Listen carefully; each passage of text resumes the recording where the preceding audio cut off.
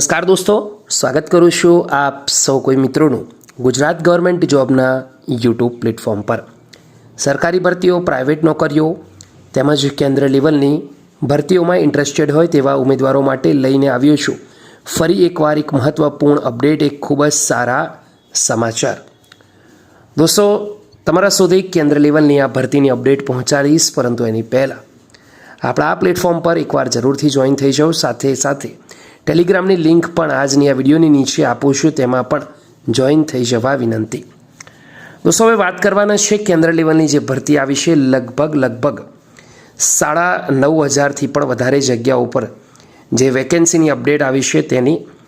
તો રેલવે વિભાગની અંદર મિનિસ્ટ્રી ઓફ રેલવે ભારત સરકાર અંતર્ગત જે આવે છે ત્યાંથી આ નોટિફિકેશન, ઓફિશિયલ નોટિફિકેશન જાહેરાત કરી દેવામાં આવી છે। એમ્પ્લોયમેન્ટ નોટિસ CEN નંબર 02 વર્ષ 2024ની દોસ્તો આ વેકેન્સી છે। આગળ વાત કરીએ government of India ministry of railway તરફથી આવેલ આ નોટિફિકેશનની। રિક્રુટમેન્ટ ઓફ ટેકનિશિયન, સ્પેશિયલી ખાસ ધ્યાન રાખો દોસ્તો, આ વેકેન્સી છે તે ટેકનિશિયન માટેની છે અને ટેકનિશિયન માટેની આ જે ભરતી છે તેની માટે ગ્રેડ 3 વેરિયસ કેટેગરીમાં રહેશે। વાત કરીએ અગત્યની તારીખોની, 9 માર્ચના રોજ નોટિફિકેશન આવી ગઈ છે। ફોર્મ ભરાવાના શરૂ થઈ ગયા છે। 8 એપ્રિલ સુધી ફોર્મ ભરી શકશો। આ ઉપરાંત દોસ્તો કરેક્શન વિન્ડો 9 એપ્રિલથી 18 એપ્રિલ સુધી ખુલશે, એ પ્રમાણે મોડિફિકેશન પણ કરી શકો છો। તો આ છે વિગતવાર અપડેટ। ચલો નજર કરીએ દોસ્તો, આગળ વધીએ। મોબાઈલની સ્ક્રીન પર જોઈ શકો છો એ પ્રમાણે અરજી ફક્ત તમે ઓનલાઈન કરી શકશો, ઓફલાઈન માધ્યમથી અરજી કરી શકશો નહીં, તો એ પણ તમારે ખાસ ધ્યાન રાખવાનું છે। ટેકનિશિયન ગ્રેડ 1 સિગ્નલની વાત કરીએ, લેવલ 5 પ્રમાણે 29,200 ઇનિશિયલ પે છે। મેડિકલ સ્ટાન્ડર્ડ B1 લેવલનું રહેશે, એ તમારે ખાસ ધ્યાન રાખવાનું છે દોસ્તો। એના પછી વાત કરી એજની, તો 18થી 36 વર્ષ સુધીની એજના જે પણ ઉમેદવારો છે તે અરજી કરી શકશે। ટોટલ વેકેન્સી 1,092 છે। તો ગ્રેડ 1 સિગ્નલ ટેકનિશિયનની જે વેકેન્સી છે દોસ્તો 1,092 જગ્યા ઉપર। એના પછી સ્ક્રોલ કરીને નીચે આવીએ, ટેકનિશિયન ગ્રેડ 3ની વાત કરીએ દોસ્તો, ગ્રેડ 3ની તો અહીંયા લેવલ 2 પ્રમાણે 19,900 ઇનિશિયલ પે છે। મેડિકલ સ્ટાન્ડર્ડ માટે એનેક્ઝર જોવાનું છે। 18થી 33 વર્ષની એજના જે પણ ઉમેદવારો છે તે અરજી કરી શકશે, ખાસ ધ્યાન રાખવાનું છે દોસ્તો। વાત કરીએ ટોટલ વેકેન્સીની, તો ટોટલ 8,052 જગ્યા ઉપર વેકેન્સી આવી છે, એ પણ તમારે દોસ્તો ખાસ ધ્યાન રાખવાનું છે। તો ટોટલ જે રેલવે વિભાગમાં ટેકનિશિયનની ભરતી છે તે 9,144 જગ્યાઓ પર છે, એ તમારે ખાસ ધ્યાન રાખવાનું છે। એના પછી દોસ્તો સ્ક્રોલ કરીને નીચે જઈએ, ઇમ્પોર્ટન્ટ ઇન્સ્ટ્રક્શન જે એકવાર તમારે વાંચી લેવાનું રહેશે। આગળ વાત કરી લઈએ, સ્ક્રોલ કરીને નીચે મેડિકલ ફિટનેસ વિશે માહિતી આપવામાં આવી છે, એજની પણ માહિતી અહીંયા ડિટેલમાં આપવામાં આવી છે। ઉંમર ખાસ તમારે એકવાર ચેક કરવાનું છે અરજી કરતાં પહેલાં। દોસ્તો આગળ વાત કરીએ, જે મહત્ત્વની અપડેટ છે તે CEN 02/2024 ટેકનિશિયનની જે ભરતી છે એની અંદર જે A3 લેવલ છે મેડિકલ સ્ટાન્ડર્ડ, એમાં જનરલ ફિટનેસ અને વિઝન સ્ટાન્ડર્ડ જે દેખાવ હોય છે તમારો ચશ્મા વગર, ચશ્મા સિવાય, એના વિશે અહીંયા દોસ્તો સ્ટાન્ડર્ડ પ્રમાણે ડિટેલમાં ઇન્ફોર્મેશન આપવામાં આવી છે। વાત કરીએ દોસ્તો નેશનાલિટીની, તો ઇન્ડિયાનો સિટીઝન હોવો ખૂબ જ જરૂરી છે, ખાસ ધ્યાન રાખો, ઇન્ડિયન સિટીઝન હોવો ખૂબ જ જરૂરી છે। અન્ય નેપાલ, ભૂતાન તેમજ અન્ય જે દેશ છે ત્યાંથી હિજરત થઈને આવેલા ઉમેદવારો માટે પણ અહીંયા અપડેટ આપવામાં આવી છે।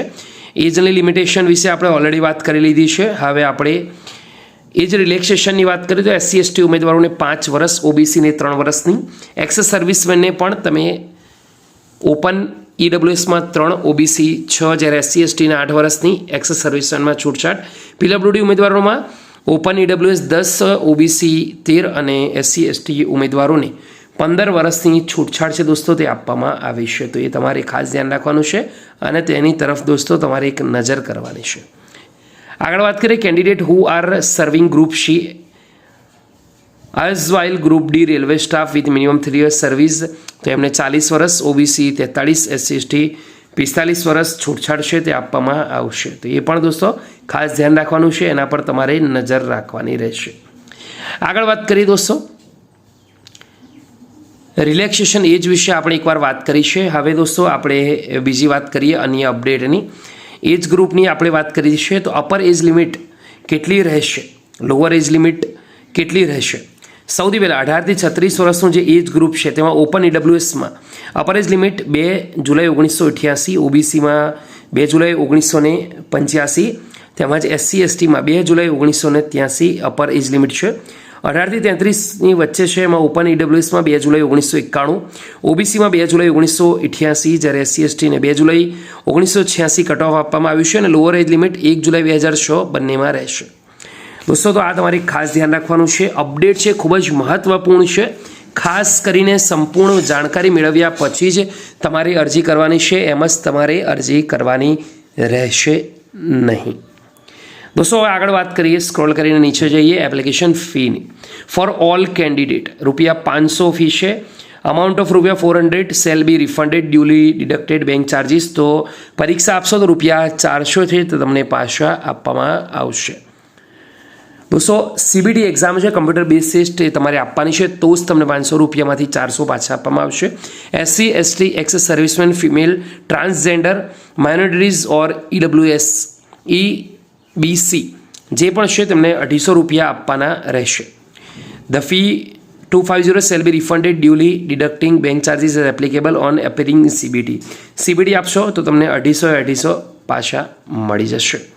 મોડ ઓફ ફી પેમેન્ટ, તો ઓનલાઈન માધ્યમથી તમે ફીને પેમેન્ટ કરી શકશો. સંપૂર્ણ જાણકારી આપવામાં આવી છે. માઇનોરિટી વિશે પણ વાત કરવામાં આવી છે, જેમાં મુસ્લિમ, ક્રિશ્ચન, શીખ, બુદ્ધિસ્ટ, જૈન અને જોરોસ્ટ્રિયન એટલે કે પારસીસ આવી ગયા. દોસ્તો આગળ વાત કરીએ વેકેન્સીની. વર્ટિકલ રિઝર્વેશન કેટલું રહેશે એના વિશે પણ માહિતી આપવામાં આવી છે.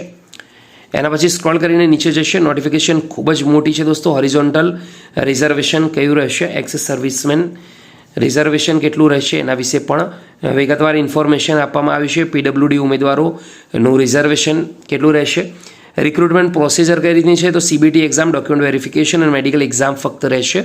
કોમ્પ્યુટર બેઝ ટેસ્ટ છે, એમાં ટોટલ ડ્યુરેશન 90 મિનિટ અને ટોટલ ક્વેશ્ચન 100 રહેશે.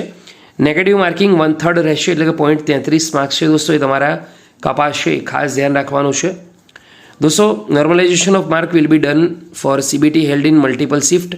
CBT છે કોમ્પ્યુટર બેઝ, એ મલ્ટિપલ શિફ્ટમાં લેવાશે. ખાસ ધ્યાન રાખવાનું છે. મિનિમમ પાસ પર્સન્ટેજમાં ઓપન EWS 40%, OBS 30% અને SC કેટેગરી 30%, જ્યારે ST કેટેગરી 25% રહેશે. મિનિમમ પાસ માર્ક્સની અહીંયા વાત થઈ રહી છે દોસ્તો.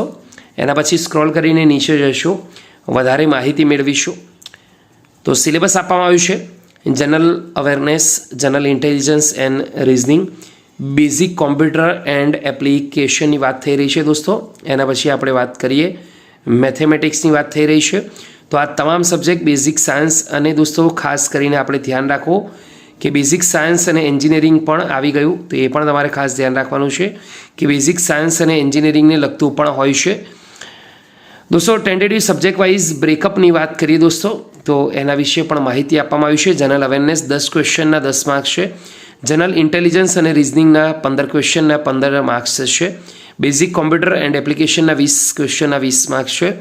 મેથેમેટિક્સના 20 ક્વેશ્ચનના 20 માર્ક્સ, જ્યારે બેઝિક સાયન્સ અને એન્જિનિયરિંગ અંદાજિત 35 ક્વેશ્ચનના 35 માર્ક્સ, એમ થઈને 100 ક્વેશ્ચનના 100 માર્ક્સ રહેશે. એ તમારે ખાસ ધ્યાન રાખવાનું છે. તો આ છે દોસ્તો વિગતવાર ઇન્ફોર્મેશન. વિડીયોને એકવાર જરૂરથી ગમી હોય તો લાઇક કરજો. આ ઉપરાંત દોસ્તો જેટલી પણ વેકેન્સી છે દોસ્તો તેને સ્ક્રોલ કરશો તો ડિટેલમાં સમજાવવામાં આવ્યું છે કે ક્યાં કેટલી વેકેન્સી છે, તો એકવાર તમે એ પણ જરૂરથી ચેક કરી લેજો. તો આ છે વિગતવાર ઇન્ફોર્મેશન. વિડીયોને લાઇક કરવાની સાથે આપણી ચેનલને સબસ્ક્રાઇબ કરવાનું ભૂલતા નહીં. ફરીવાર મળીશું, ત્યાં સુધી ગુડ બાય, ટેક કેર, જય.